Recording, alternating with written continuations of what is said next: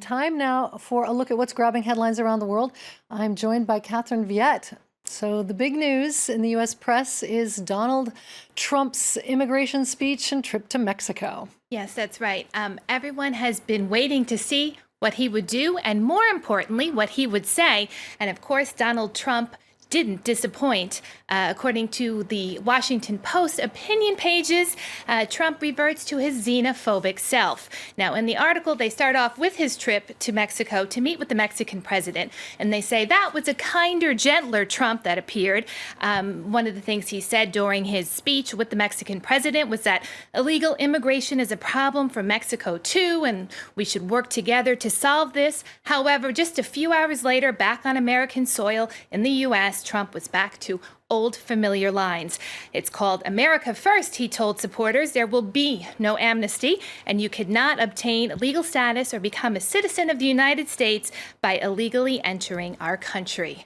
And now the Washington Post editorial cartoonists have been having a bit of fun with Trump's flip-flopping. Here you can see that there's a truck driven by an elephant. That's the Republican Party symbol. On the side, it says immigration incoherence. Donald Trump is hiding underneath. They're at a border guard who's saying anything to declare. So there's been some controversy surrounding Donald Trump's trip to visit the president of Mexico. Right. It was an opportunity for Trump, or so his supporters say, to show that he can be calm and measured. However, this big debate over the Great Wall that he wants to build has a bit overshadowed that trip. Trump keeps insisting that he's going to have Mexico pay for it. However, he says that he didn't discuss this when he was down there. Now, the Mexican president, Enrique Peña Nieto, said that, yes, it did come up, and he said that Mexico absolutely will not be paying for the wall. But some papers, people, everyone's asking, what did the Mexican president have to gain from this meeting with Trump? That's right. Yes, it's a bit, Trump's very unpopular in Mexico, and there weren't a lot of very happy people to hear that he would be coming down. Now, the Mexican president also extended an invitation to Hillary Clinton. She has yet to take him up on the offer, but the Wall Street Journal was looking at that very question. Why now? And what is the Mexican president hoping to gain out of this visit? Now, Mexican officials have said that it was an opportunity for Mexico to get its views across on the North Atlantic Free Trade Agreement. That's something that Donald Trump has been against, saying that he's ready to rip it up or renegotiate it. And also, they wanted to discuss immigration and illegal immigration. Mexican president making the case that illegal immigration has been dropping over the past decade. Well, there's been a reaction in the Mexican press. Yes, as I had just mentioned, Donald Trump, hugely unpopular in Mexico, big outcry about his visit there. And this is from El Universal.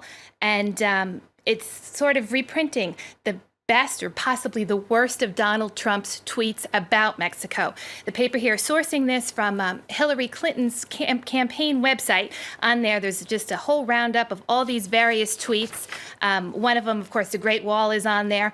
Donald Trump calls Mexico's government totally corrupt when El Chapo escaped, and also says that Mexico is ripping off the U.S. more than almost any other nation. So his greatest hits. And the other big news is the impeachment of Brazilian President Dilma Rousseff. Yes, she's been voted out of office, as we all know by now. And of course, the Brazilian media weighing in on what happens next. So we can take a look at O Globo. That's one of the country's biggest papers. We'll go right to their opinion pages. And in here, the columnist is taking a look at Brazil's image in the wake of the impeachment. And what they've concluded is that the international community now is viewing Brazil as it's long been seen as a kind of a banana republic, and that it's back to a country where anything goes, and that Brazil has been politically discredited and is now being viewed with suspicion from the outside world. Paper goes on to say that the scandal will not serve to restore international confidence in Brazil, and that the problems plaguing the political system there, corruption and cronyism and mismanagement, won't be fixed by removing Rousseff. Well, I assume these problems are being captured in an editorial cartoon of some sort? Yes, exactly. Editorial cartoonists there weighing in as well. This comes from Odio, and the title on the cartoon there is saying "A Pacified Country," and it shows the once former allies, now bitter enemies. That's Dilma Rousseff and Michel Temer, the new president. And Rousseff is calling in this, you can see Rousseff is calling Tamar a corrupt politician. So that's a dig that he's been implicated in this Petrobras scandal that's engulfed many politicians in Brazil. And he shoots back calling her a con woman. And that's a dig at the fact that she did say that she kind of fudged numbers there for the budget. Now, some commentators are concerned about Michel Temer's credentials.